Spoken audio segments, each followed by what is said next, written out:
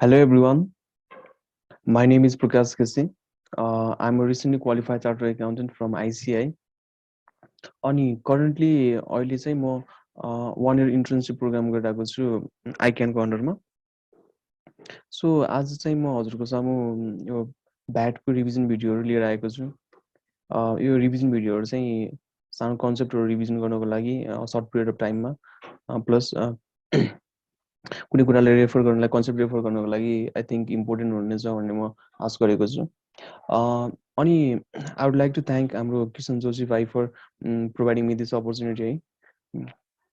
Okay, now without any further delay so let's start the revision video है त भ्याटको. Okay, VAT value added tax भनेपछि हाम्रो indirect ट्याक्सेसनको अन्डरमा आउने भयो. भ्यालु भ्याट चाहिँ हाम्रो भ्याट एक्ट 2052 ले गभर्न गर्छ. त्यस्तै अब ब्रिफ इन्ट्रोडक्सन भन्दाखेरि VAT is a destination based indirect taxation levied on the supply of goods and services or both भनेको छ. ओके, यो डेफिनेसनमा चाहिँ दुई तिनवटा इम्पोर्टेन्ट कुराहरू आएको छ, like destination based indirect taxation अनि सप्लाई अनि गुड्स सर्भिसेस. यो सबै के हो भनेर हामी एक एक गरी हामी पछाडि पनि डिस्क्राइब गर्ने नै छौँ.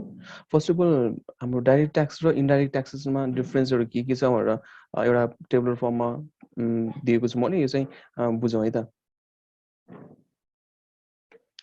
ओके, डाइरेक्ट ट्याक्सेसन भनेको चाहिँ अब कुनै पनि इन्कम अथवा एक्टिभिटिजहरूमा लाग्ने भयो भनेपछि इन्डाइरेक्ट ट्याक्सेसन चाहिँ कुनै पनि प्रडक्ट अथवा सर्भिसहरूमा लाग्ने भयो.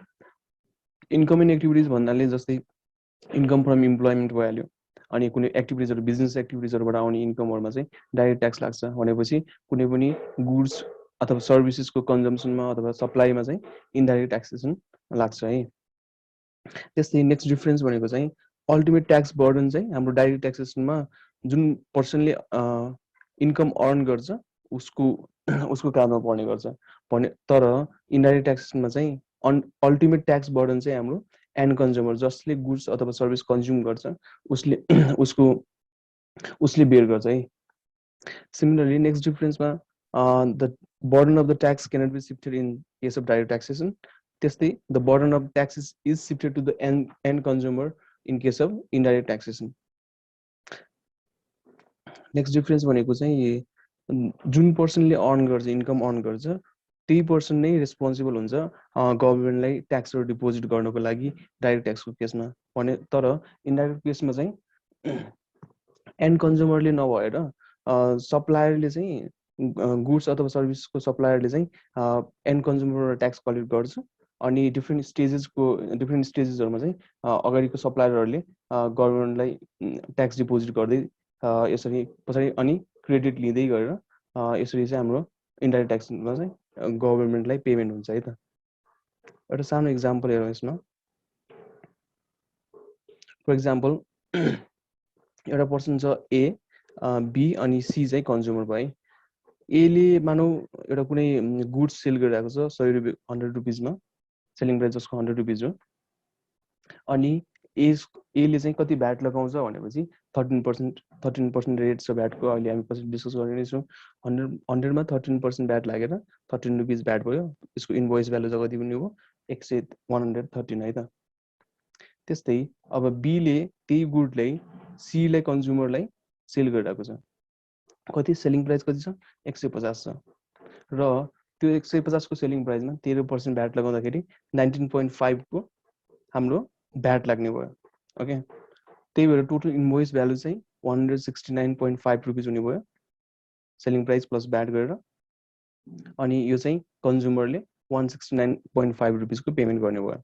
तर जब बीले गभर्मेन्टलाई भ्याट पेमेन्ट गर्छ 19.5 को, त्यतिखेर जुन इनपुटमा जतिखेर बीले एबाट पर्चेस गरेको थियो त्यो गुड, त्यतिखेर इनपुटमा पेमेन्ट गरेको ट्याक्स क्रेडिट चाहिँ उसले एज अ क्रेडिट लिन्छ यहाँबाट.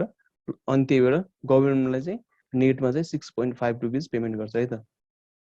अनि यसमा चाहिँ एज्युम के गरिरहेको छ भनेपछि एलाई चाहिँ कुनै पनि आइटिसी जुन एले यो सेल गर्नको लागि जुन पनि र मेटेरियलहरू युज गरेको थियो होला उसमा चाहिँ आइटिसी एभाइलेबल छैन भनेर एज्युम्सन मात्रै गरेको है यो. अनि अब यसबाट हेर्दाखेरि चाहिँ total VAT collected by the government कति छ भन्दाखेरि 13 रुपिज एबाट कलेक्ट भयो. यहाँबाट प्लस 6.5 चाहिँ हाम्रो बीबाट कलेक्ट भयो क्रेडिटलाई सेटअप गरेर है। अनि त्यही भएर टोटल कलेक्सन चाहिँ हाम्रो गभर्मेन्टलाई 19.5 रुपिसको भ्याट कलेक्सन भयो।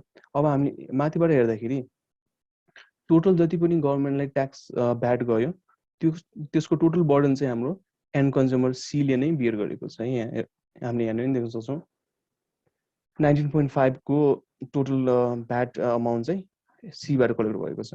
त्यही भएर अल्दो बीले पनि भ्याट पेमेन्ट भएको थियो, बीबाट नि गभर्मेन्टलाई भ्याट पेमेन्ट भएको थियो अनि एबाट पनि भएको थियो, तर एन्ड कन्ज्युमरले चाहिँ मतलब ट्याक्सको बर्डन चाहिँ कसले पर्न जान्छ लास्टमा एन्ड कन्ज्युमरलाई। त्यही नै हो हाम्रो इन्डाइरेक्ट ट्याक्सेसन है। त्यही डिफरेन्सहरू चाहिँ हामी यो एक्जाम्पलबाट नि हेर्न सक्छौँ। अब नेक्स्ट भनेको चाहिँ फिचर्स अफ भ्याट भनेको चाहिँ त्यही माथिकै कुराहरू आइहाल्छ। The burden of the tax is on final consumer भन्ने कुरा हामीले माथि हेरिहाल्यौँ। अनि स्टेज कलेक्सन प्रोसेस हो भ्याट भनेको चाहिँ on is value addition on each स्टेजमा भनेको छ। जस्तै हाम्रो कुन डिफ्रेन्ट स्टेजमा कलेक्ट भएको छ नि भ्याट, जसरी यसमा 13 रुपिस भयो, यहाँ चाहिँ 6.5 भयो, यसरी डिफ्रेन्ट स्टेजेस अफ भ्यालु एडिसनमा चाहिँ भ्याट कलेक्ट हुन्छ। सिमिलरली डेस्टिनेसन बेस्ड ट्याक्सेसन हो, किनभने चाहिँ tax is ultimately levied on the final consumption that occurs within the jurisdiction भनेको छ। नेपालको जुरिस्डिक्सन भित्रमा पर्नेमा फाइनल कन्जम्सन जहाँनिर हुन्छ त्यसमा चाहिँ हाम्रो ट्याक्स कलेक्ट हुन्छ अल्टिमेटली। यो भयो हाम्रो फिचर्स अफ भ्याट। अब डेफिनेसनमा कुरा आइरहेको छ भ्यालु एडिसन, भ्यालु एडेड ट्याक्समा भ्यालु एडिसन भन्ने कुरा आएको छ। भ्यालु एडिसन भनेको के त भनेपछि हाम्रो sale price minus purchase on which the VAT is paid or allowed. माथिको इक्जाम्पलमा हेऱ्यौँ भनेपछि बीको लागि कति हुनेछ sale price 150 minus purchase price on which VAT is paid भनेको 100 रुपिसमा 150 माइनस 100 भने चाहिँ 50 रुपिस चाहिँ भ्यालु एडिसन भयो। अनि ट्याक्स केसमा लाग्छ भनेपछि आउटपुट ट्याक्समा जुन 13% हामीले भ्याट लगाउँछौँ अनि त्यसमा चाहिँ इनपुट ट्याक्स क्रेडिटलाई हामीले सेटअप गर्न पाउँछौँ। जुन हामीले पर्चेजमा हामीले भ्याट पेमेन्ट गर्छौँ त्यो भ्याटलाई चाहिँ as a input tax credit भनेर हामीले सेटअप गर्न पाउँछौँ। सिम्पल इक्जाम्पल चाहिँ यो पनि पर्चेज जस्तै पर्चेज भ्यालु 100 रुपिस भयो र सेल भ्यालु 11,000 रुपिस भयो भनेपछि हाम्रो भ्यालु एडिसन कति भयो त भनेपछि 11,000 sale price minus purchase price 10,000 rupees भनेपछि 1,000 को भ्यालु एडिसन भयो। अनि हाम्रो भ्याट लाग्ने भनेको यही भ्यालु एडिसनमा 13% हो। 1,000 को 13% 130 नै भयो।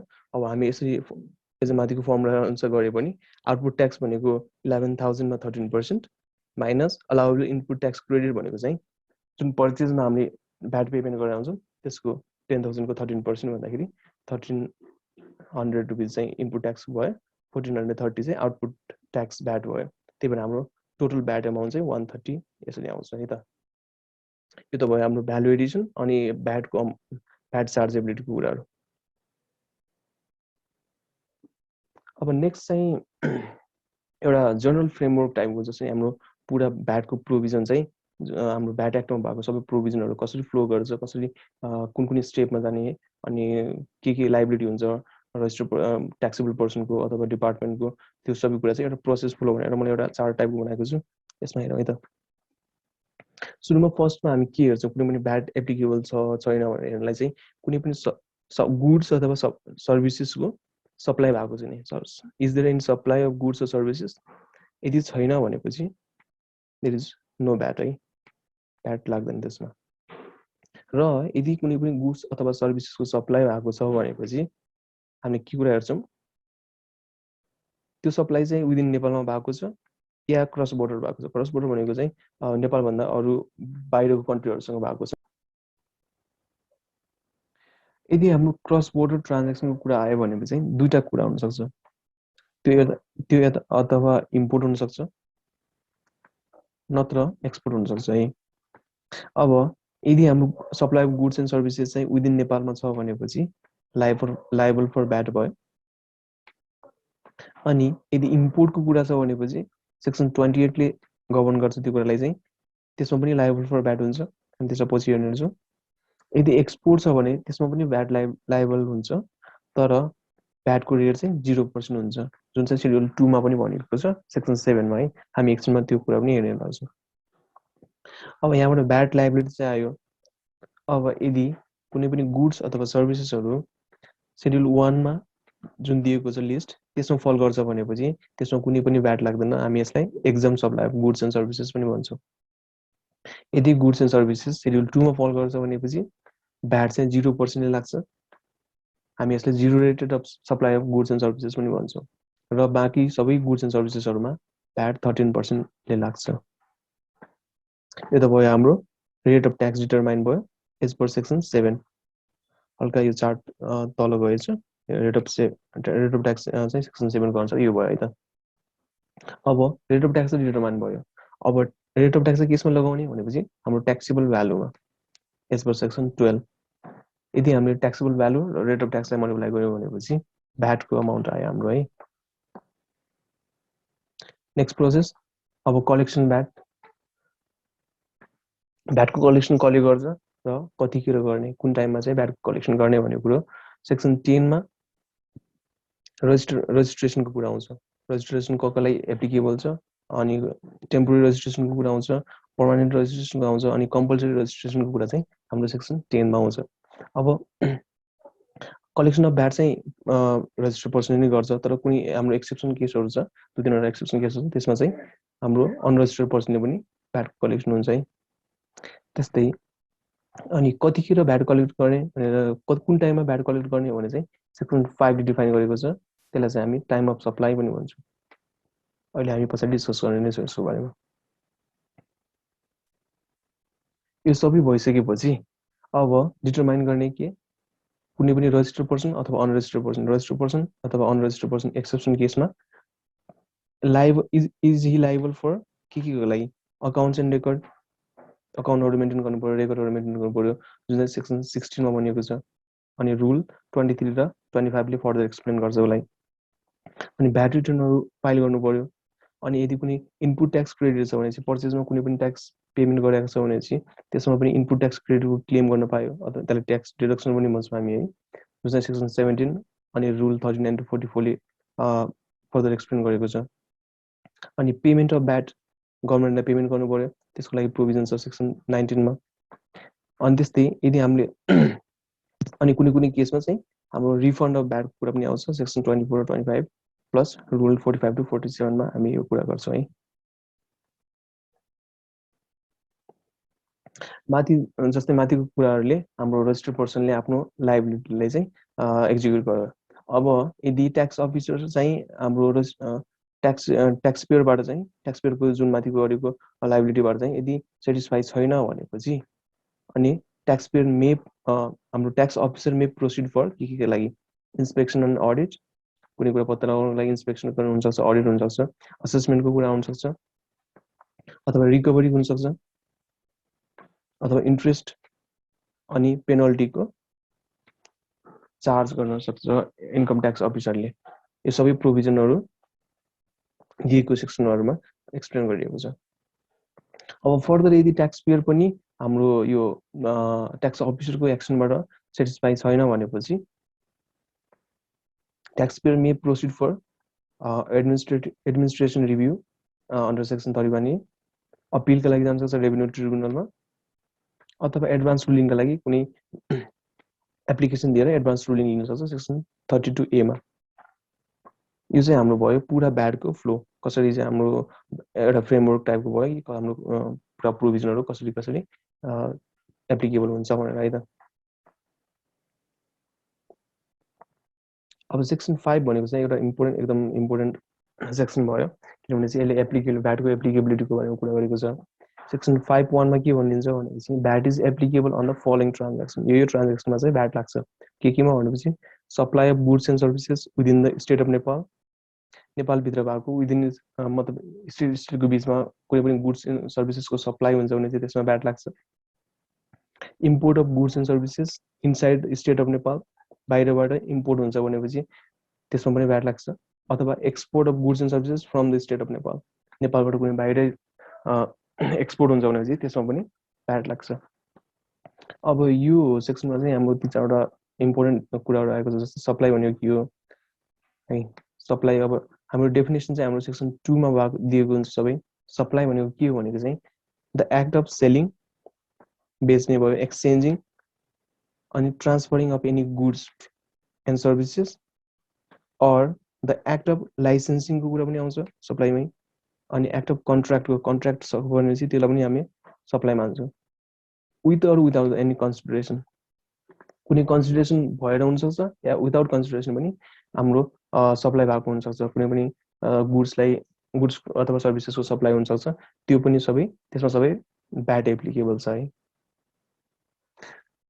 अब कन्सिडरेसन भनेको के हो भनेपछि कन्सिडरेसन भनेको चाहिँ means anything to be obtained as a value for supply of goods and services. कुनै पनि गुड्स एन्ड सर्भिसेस हामीले सप्लाई गऱ्यौँ, त्यसको बदलामा कुनै जे पनि पाइन्छ होइन, anything that is to be obtained भनेपछि त्यसलाई चाहिँ कन्सिडरेसन भयो। Consideration like something in return भन्ने कुरा जस्तो आयो।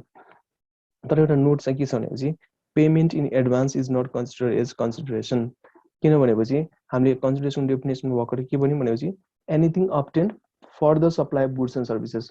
कुनै पनि गुड्स एन्ड सर्भिसेस सप्लाई भइसकेको छ र त्यसको बदलामा केही पनि अब्टेन हुन्छ भनेपछि त्यसलाई चाहिँ हामी कन्सिडरेसन भन्छौँ। तर एडभान्सको केसमा के हुन्छ, हाम्रो गुड्स पनि सप्लाई भएको हुन्न, सर्भिसेस पनि सप्लाई भएको हुँदैन, तर हामीले पहिले नै कुनै पनि एडभान्स पेमेन्टहरू पाउँछ भने चाहिँ हामी त्यसलाई एज अ कन्सिडरेसन मान्दैनौँ। यसको एउटा एक्जाम्पल पनि छ, हामी एक्समा भन्नेवाला छौँ है त्यो। नेक्स्ट इज गुडको सरी गुड्सको डेफिनेसनमा चाहिँ के आउँछ, हाम्रो बोथ मुभेबल एन्ड इमुभेबल प्रोपर्टी है त। मुभेबल भनेको चाहिँ हामी लाइक इक्जाम्पल कार भयो, मोबाइल फोनहरू भयो, सबै हामी मुभेबल गुड्समा डेफिनेसनमा आयो भनेपछि। इमुभेबलमा चाहिँ which are fix to the earth, like movable जस्तोको प्रोपर्टी छैन, जस्तै प्रोपर्टीहरू भयो, ल्यान्ड बिल्डिङहरू भयो, यो चाहिँ हाम्रो इमुभेबल प्रोपर्टीमा आउने भयो। यो चाहिँ सबै गुड्सको डेफिनेसनमा आयो है। अनि त्यस्तै सर्भिसेस भनेको चाहिँ means anything other than goods. सर्भिसेसको डेफिनेसन एकदमै ब्रड दिएको छ, गुड्स बाहेक अरू सबै कुरालाई चाहिँ सर्भिसेस मानिएको छ भनेपछि सबै कुरा नै आइहाल्ने भयो यसमा।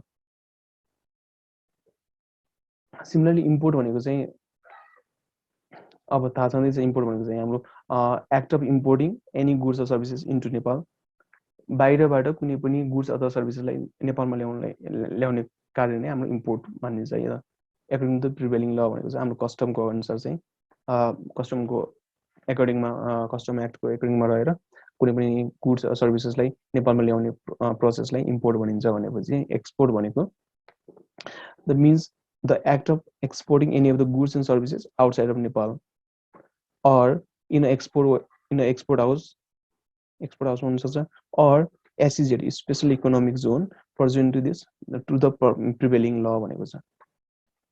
एक्सपोर्ट भनेको चाहिँ हाम्रो नेपालदेखि बाहिरसम्म एक्सपोर्ट गर्ने कुरा मात्रै नभएर कुनै पनि एक्सपोर्ट हाउसले यसलाई जुन चाहिँ हाम्रो कस्टममा डिफाइन भएको छ प्लस एससिजेड स्पेसल इकोनोमिक जोनहरूमा पनि हामीले यदि गुड्स एन्ड सप्लाई गर्छौँ भनेपछि त्यसलाई पनि हामीले एक्सपोर्ट मान्छौँ।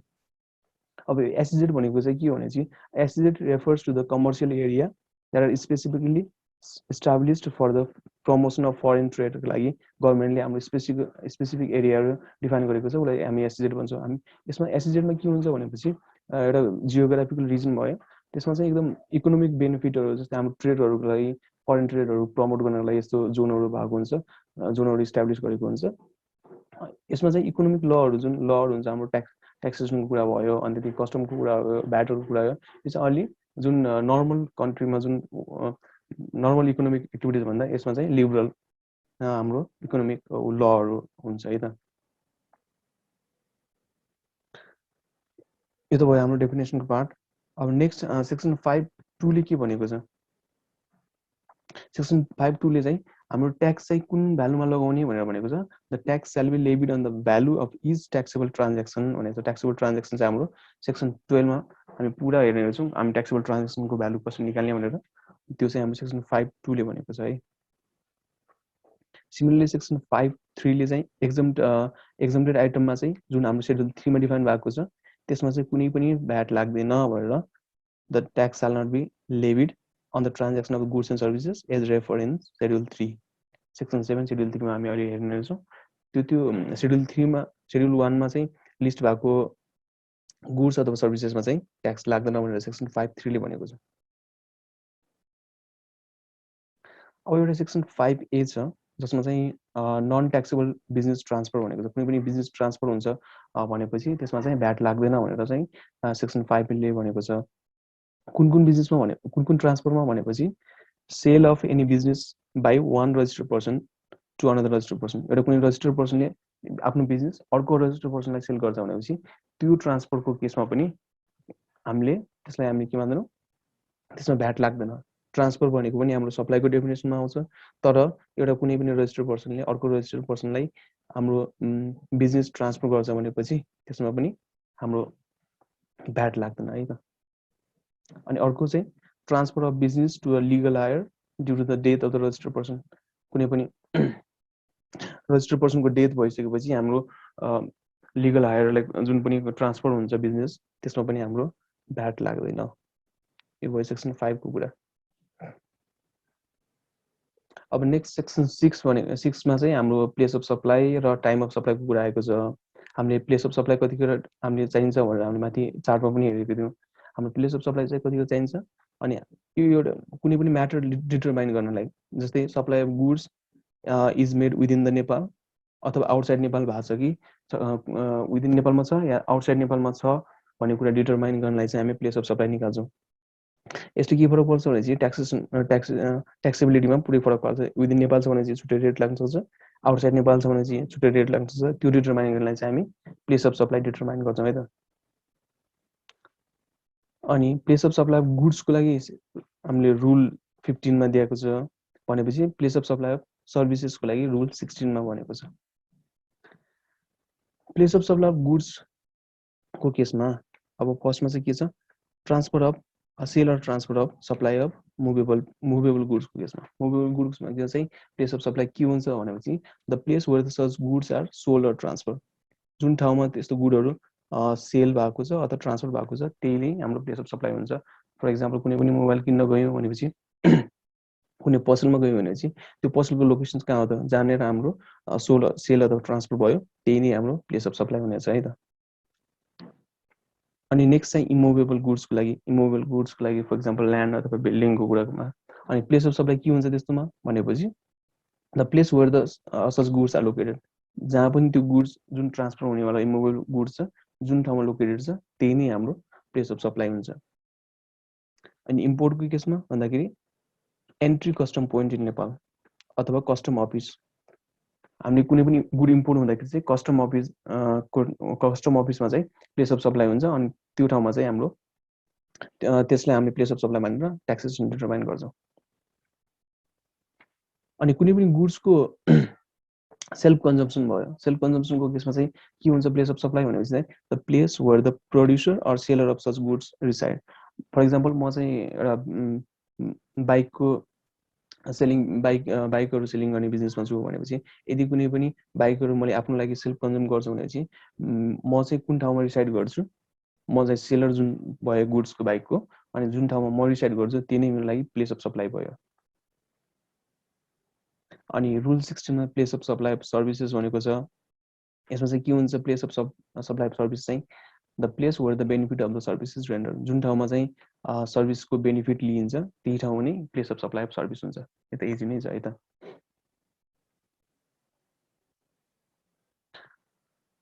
अर्को टाइम अफ सप्लाई आयो। टाइम अफ सप्लाई हामीलाई किन चाहिन्छ भन्दाखेरि हामीले कतिखेर भ्याट लगाउने भन्ने कुरा डिटरमाइन गर्नलाई, कुन पोइन्ट अफ टाइममा चाहिँ हामीले भ्याट लगाउने भनेर डिटरमाइन गर्नलाई हाम्रो टाइम अफ सप्लाई चाहिन्छ, जुन चाहिँ सेक्सन 6(2) ले डिफाइन गरेको छ।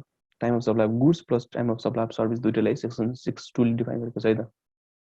Time of supply of goods चाहिँ के हुन्छ भनेपछि अर्लिएस्ट अफ द फलोइङ। यो तीनवटा इभेन्टमा जुन अर्लियर हुन्छ त्यही नै हाम्रो time of supply of goods हुन्छ। के इभेन्ट हुन्छ त, first date of issue of invoice. Date of invoice जुन डेटमा चाहिँ हामी इन्भोइस इस्यु गर्छौँ, सप्लायरले इन्भोइस इस्यु गर्छ, एउटा यो भयो। अनि नेक्स्ट चाहिँ date in which the recipient received.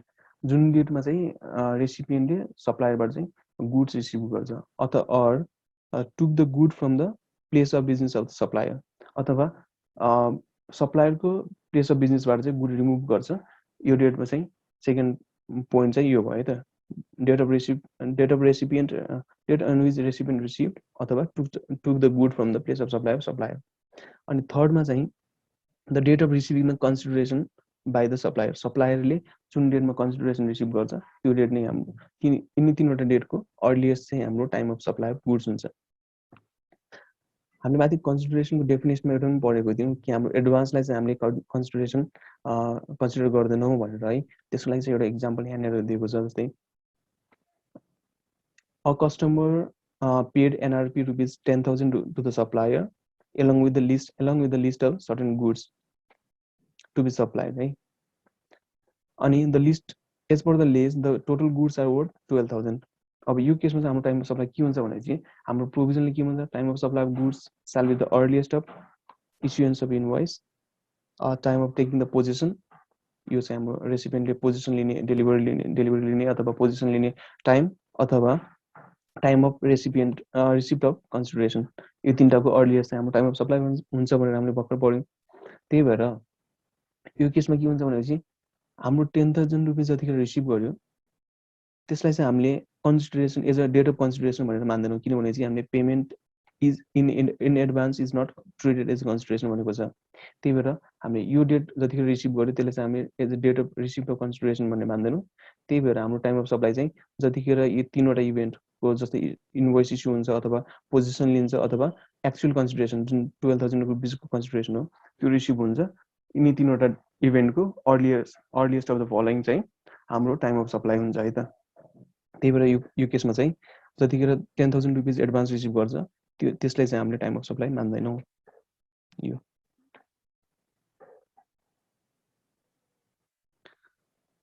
Next time of supply of सर्भिसेसमा पनि सिमिलर नै छ, अर्लिएस्ट अफ द फलोइङ तीनवटा इभेन्टको जुन अर्लिएस्ट हुन्छ त्यो चाहिँ हाम्रो time of supply of service हुन्छ।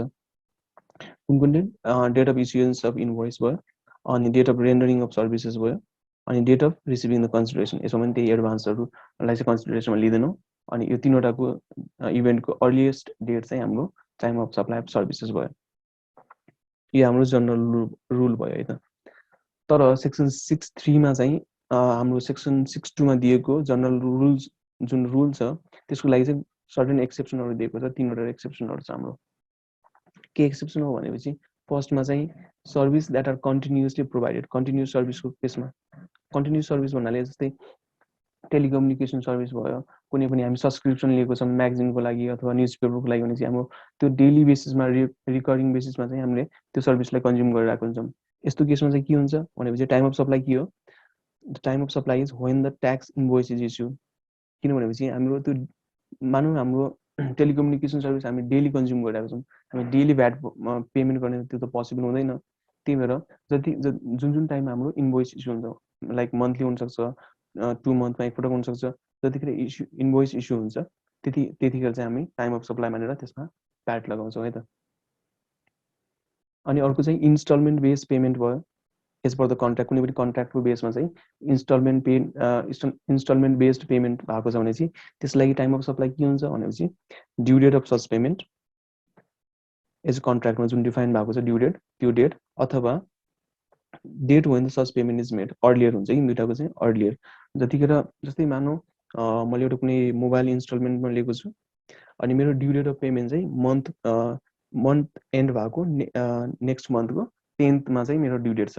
फर इक्जाम्पल वैशाख मन्थको लागि 10th अफ जेष्ठ चाहिँ मेरो ड्यु डेट भयो है त। तर मैले पेमेन्ट के गरेँ, जेष्ठको 5 मै मैले त्यो इन्स्टलमेन्टको लागि वैशाख मन्थको इन्स्टलमेन्ट चाहिँ मैले पेमेन्ट गरेँ भनेपछि मेरो लागि के हुने भयो टाइम अफ सप्लाई भनेपछि due date of payment 10th Jestha भयो र मैले डेट अफ पेमेन्ट चाहिँ एक्चुअलमा कति गरेँ 5th जेष्ठमा गरेँ भनेपछि मेरो 5th जेष्ठ चाहिँ मेरो टाइम अफ सप्लाई भयो। त्यो केसमा इन्स्टलमेन्टको केस चाहिँ त्यो भयो।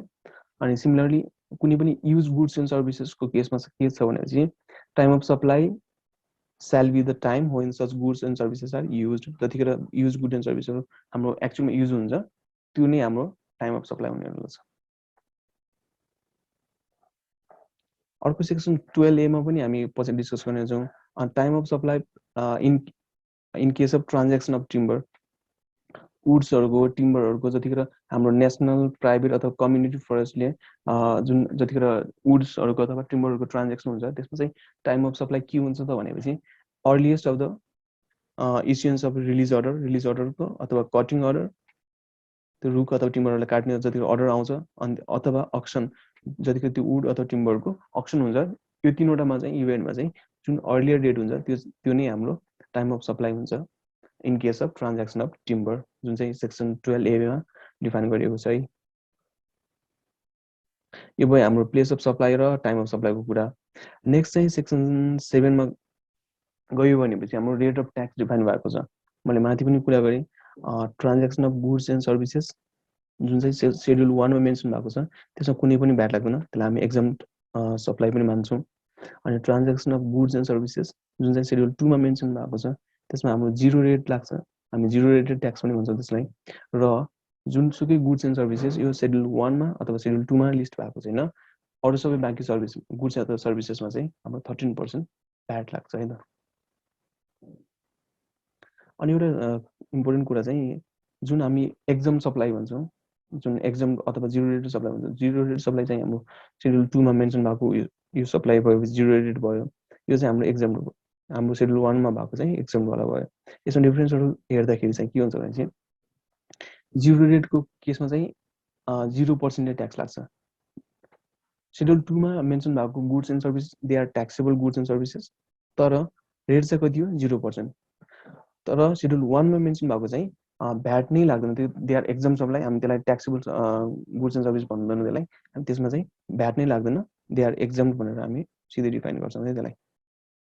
अनि भ्याट इनभोइस इस्यु गर्नुपर्छ कि नै, किनभने चाहिँ त्यो सेड्युल 2 मा मेन्सन भएको कुरा सबै ट्याक्सेबल सप्लाई हो, त्यही भएर VAT invoice shall be issued in case of zero rated supply.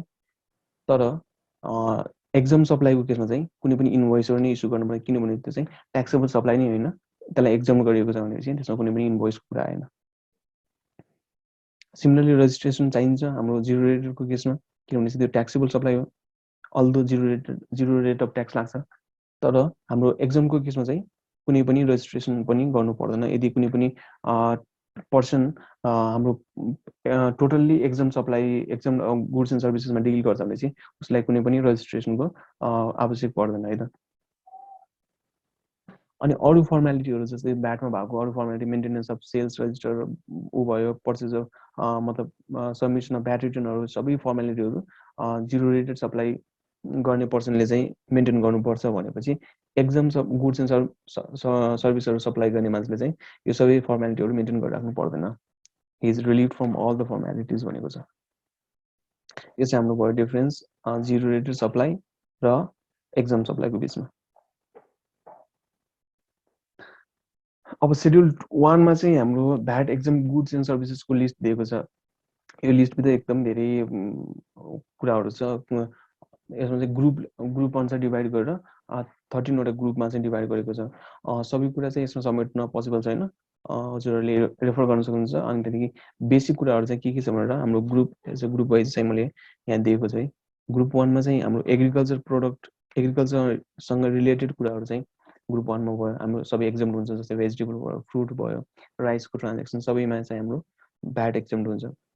अनि जस्तै गुड्स अफ बेसिक निडहरू, फर इक्जाम्पल सल्ट, क्यारोसिन, अनि इलेक्ट्रिकल इनर्जीहरू, यो सबैमा पनि भ्याट एक्जम्ट हुन्छ। ग्रुप 3 मा लाइभ एनिमल्स अनि एनिमल प्रोडक्टहरू, cattle, birds, meat, fish etcetera भयो। अनि एग्रिकल्चर इनपुटहरूमा, एग्रिकल्चर इनपुट भन्नाले जस्तै फर्टिलाइजरहरू, अनि प्याकिङ बक्सेसहरू, कन्टेनरहरूमा एग्रिकल्चर उसको लागि कन्टेनरहरू कुनै बक्स अनि सबैमा हाम्रो भ्याट एक्जम्ट हुन्छ। अनि medical and similar other health सर्भिसेसहरू भइहाल्यो। अनि ग्रुप 6 मा एजुकेसनहरूसँग रिलेटेड कुराहरू भयो, जस्तै रिसर्च एक्टिभिटिजहरू, ट्रेनिङहरू हुनसक्छ।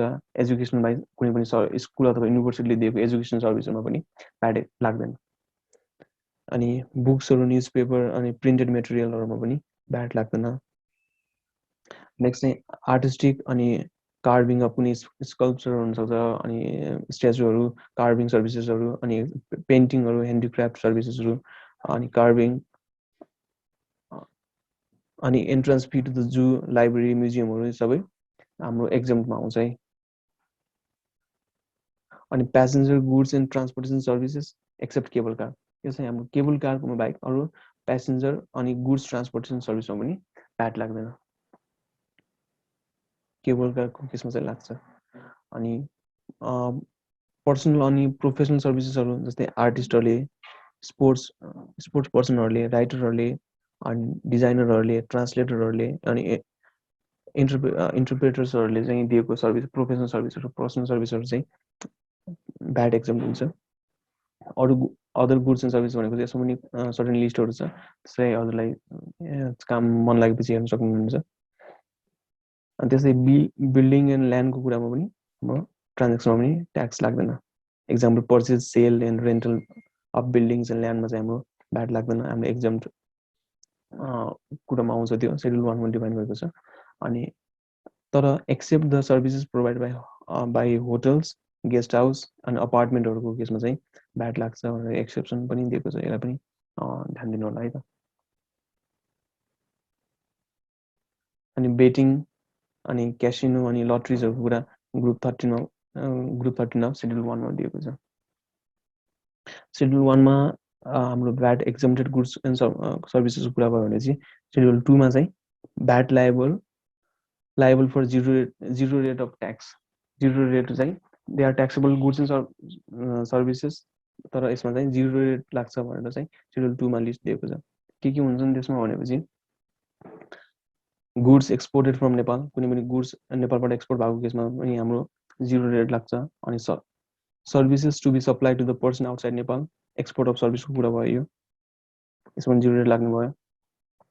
अनि goods or services imported by the person or mission under diplomatic facility, कुनै पनि डिप्लोमेटिक फेसिलिटी फरेनरहरूले कुनै पनि गुड्स अथवा सर्भिसेस इम्पोर्ट गरेको छ भनेपछि, or employee of mission under the diplomatic facility, यस्तो कुनै पनि डिप्लोमेटिक फेसिलिटीको अन्डरमा कुनै पनि पर्सन इम्प्लोइहरू छ भनेपछि अनि उनीहरूले इम्पोर्ट गरेको गुड्स एन्ड सर्भिसेसमा पनि जिरो रेट अफ ट्याक्स लाग्छ।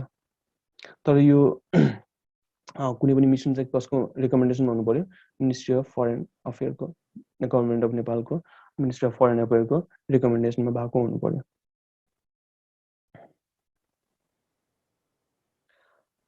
नेक्स्ट चाहिँ के भनेको चाहिँ local purchase by project already exempted of sales tax on import under the treaties on the date of enactment of this act.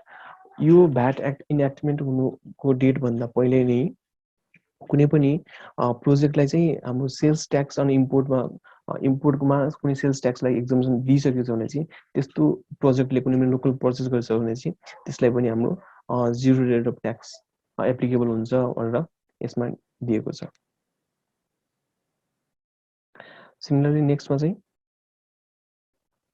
र material to be sold to and goods manufacture by industries establish in SEZ, special economic जोनमा कुनै पनि र material sold हुन्छ अथवा कुनै पनि goods manufacture हुन्छ कसै industries that are establish in SEZ भनेपछि त्यसको केसमा पनि हाम्रो जिरो रेट अफ ट्याक्स लाग्छ।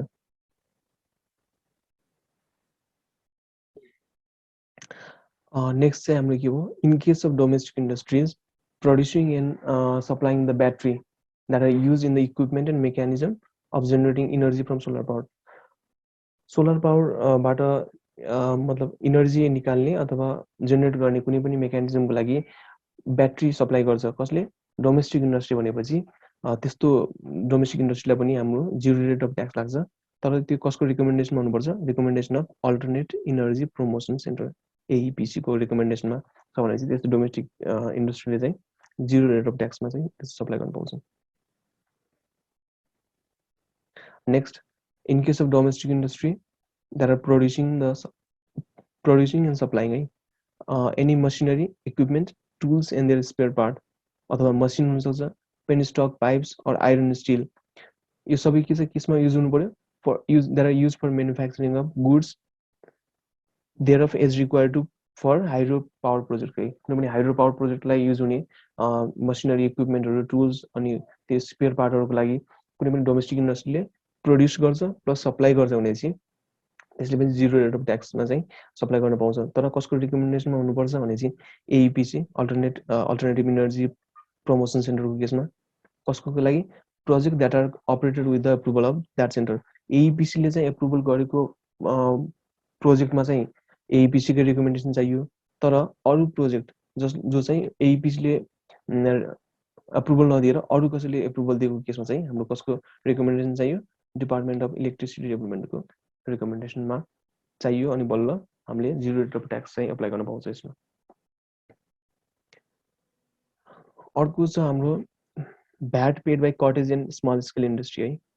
कटेज एन्ड स्मल स्केल इन्डस्ट्रीले चाहिँ कुनै पनि र मटेरियलमा that are use for carving अनि पेन्टिङ अनि ह्यान्डिक्राफ्टहरूको अनि सिमिलर ह्यान्डिक्राफ्टको लागि चाहिँ कुनै पनि र मटेरियल युज गर्छ अनि त्यसमा चाहिँ भ्याट पेमेन्ट गर्छ भनेपछि जतिखेर त्यो चाहिँ त्यो र मटेरियलहरू अनि पेन्टिङहरू ह्यान्डिक्राफ्टहरू चाहिँ हाम्रो एक्सपोर्ट हुन्छ त्यो केसमा चाहिँ हाम्रो भ्याट पेड अनि इनपुट चाहिँ रिफन्ड पाउँछ। तर त्यो एक्सपोर्ट चाहिँ कस्तो कामबाट हुनु पर्यो? The export should be through a license export trading house of नेपालबाट हुनु पर्यो। अर्को the VAT paid on the import अथवा local purchase.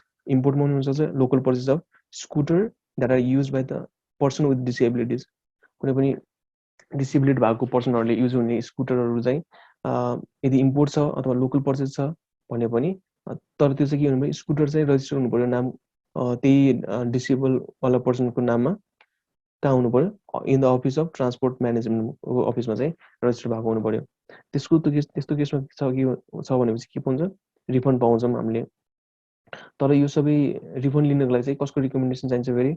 Women, children and social welfare or the chief district officer of the concern district. यसको रिकमेन्डेसनमा चाहिँ हामीले refund पाउँछौँ। अब रिफन्ड कहाँबाट पाउँछ भनेपछि यदि इम्पोर्टको केस हो, जस्तो कुनै पनि स्कुटर चाहिँ इम्पोर्ट भएको केस छ भने चाहिँ कस्टम अफिसबाट पाइने भयो। तर त्यो स्कुटर चाहिँ हामीले भ्याट कतिखेर पेमेन्ट गरेर लोकल पर्चेसको केस छ भने चाहिँ हाम्रो आइआरडीबाट इन्डियन रेभेन्यू डिपार्टमेन्टबाट चाहिँ हामीले रिफन्ड पाउँछौँ। यसमा चाहिँ के भन्छ? Note if such goods are sold to any other person other than the person with the disabilities. जो डिसेबिलिटिज त्यो बाहेक अरू कसै पर्सनलाई सोल्ड गर्छ भनेपछि the refunded valuated tax shall be recovered. यदि कुनै पनि त्यस्तै स्कुटर चाहिँ सुरुमा भ्याटको एक्जम्सन रिफन्ड लियो अनि अरू कसै the person other than person with the डिसेबिलिटिजले चाहिँ सप्लाई गर्यो भने चाहिँ पहिला त्यो रिफन्ड दिएको चाहिँ सबै रिकभर गरिन्छ भनेर भन्दछ। अर्को नेक्स्ट चाहिँ हाम्रो अहिले रिसेन्टली फाइनेन्स एक्ट 2077ले एड गरेको कुरा छ। यसमा चाहिँ के छ? If any machinery equipment and construction material that are manufacture and supply by the domestic industry. Domestic इन्डस्ट्रीले के गर्नु पर्यो? म्यानुफ्याक्चर गर्नु पर्यो प्लस सप्लाई गर्नु पर्यो के मसिनरी इक्विपमेन्ट कन्स्ट्रक्सन मटेरियल। त्यसको लागि for the operation of project in Nepal as per the bilateral or multilateral agreement upon obtaining the tax exemption approval from Ministry of Finance.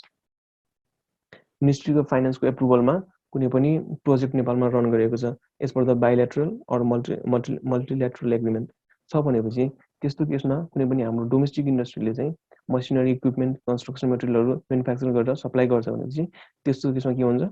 Zero rate shall be made applicable. Zero rate of tax चाहिँ त्यसमा पनि लाग्छ भनेर चाहिँ अहिले हाम्रो finance act 2077ले add गरेको छ। ओके, आज चाहिँ यति नै गरौँ किनभने चाहिँ भिडियोको लेन्थ पनि हल्का लामो भएको छ, अराउन्ड 40-45 मिनट भएको छ। सो बाँकी कुरा चाहिँ अब जस्तै असेसमेन्टको कुराहरू भयो, assessment of tax, recovery of tax, collection of tax अनि त्यहाँदेखि रेजिस्ट्रेसनको कुरा चाहिँ हामी नेक्स्ट भिडियोमा गर्नेछौँ।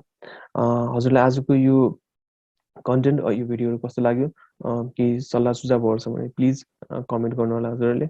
अनि फर्स्ट अनि लास्टमा चाहिँ फेरि पनि म I would like to thank हाम्रो किसन जोशी भाइ अनि सिएस पेरेन्टको सम्पूर्ण टिमलाई for providing me this opportunity है। अनि सो ओके, आजलाई यति नै। So see you in the next video. Thank you, bye, take care.